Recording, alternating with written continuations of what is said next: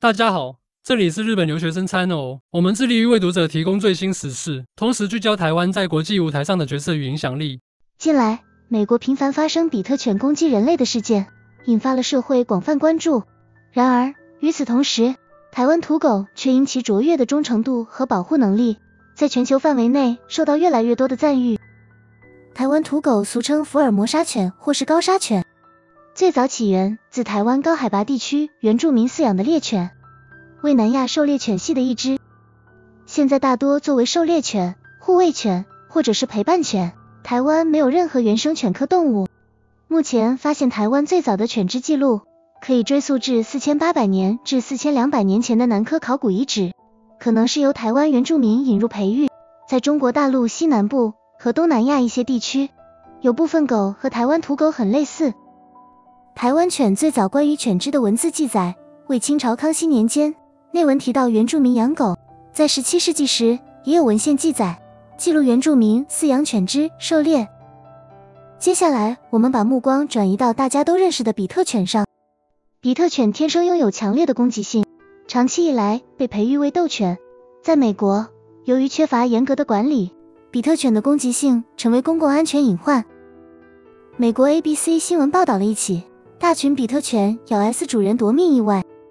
一名在自家后院设狗舍繁殖比特犬售卖的男子，早前晚上被自己养的13只比特犬袭击，历时起码5分钟，身体多处受伤，即使逃入狗笼暂避，但最终失血过多，当场挨死亡。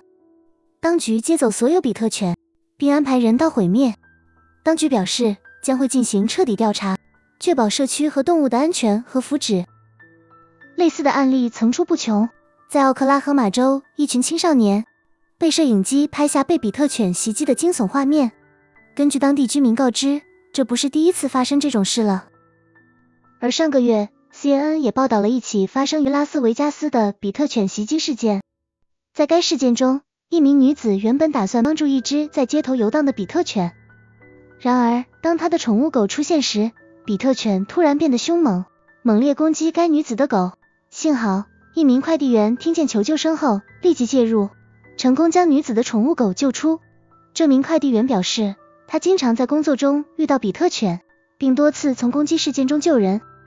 由于比特犬的攻击性过于强烈，许多国家已经将其列入管制犬种，包括德国、英国、澳洲、丹麦、瑞士及加拿大的部分省份等。而在台湾，动物保护法也将比特犬列为5大猛犬之一，规定外出时必须佩戴口罩。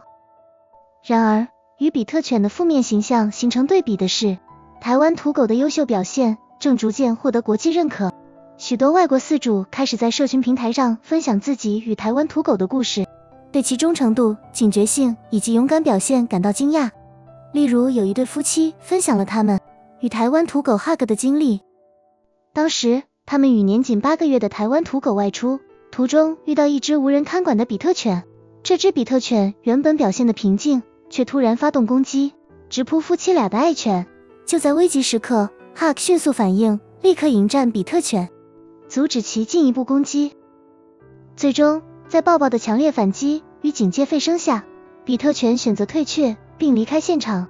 这对夫妻深受感动，认为美国民众若想饲养忠诚又勇敢的犬种，台湾土狗无疑是更好的选择。台湾土狗因为其独特的生长环境与历史背景，拥有极高的智商与独立思考能力。然而，正因如此，台湾土狗的训练方式与一般犬种不同，需要更有耐心的引导。与许多经过人类特定培育计划而产生的犬种不同，台湾土狗并非单纯为了服从指令而生，其学习方式更倾向于自主观察与理解。因此，台湾土狗能够展现出懂人心的特质，而非仅仅执行命令。许多国外爱狗人士开始意识到台湾土狗的价值，并热衷于推广其优点。他们表示，台湾土狗不仅容易训练，对主人忠诚，且拥有高度警戒心，是理想的家庭伴侣犬。在国际市场上，日本的秋田犬与德国的狼犬已经创造了可观的经济价值，而台湾土狗若能进军国际市场，也有潜力成为台湾的代表性犬种，甚至可能带来比科技产业更高的经济效益。台湾土狗是一项珍贵的文化资产，值得更多人珍惜与守护。随着越来越多国际饲主的肯定，